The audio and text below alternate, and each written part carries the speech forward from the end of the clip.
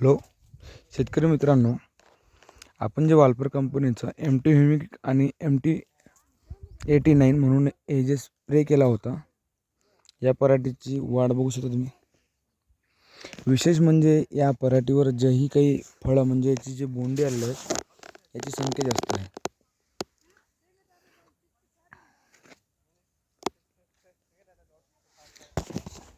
याची संख्या जास्त आहे आणि याचं जे बोंडी आहे ही बोंडी सामान्य पराठीपेक्षा मोठी झालेली आहे आकारमानामध्ये, बघू शकतो तुम्ही।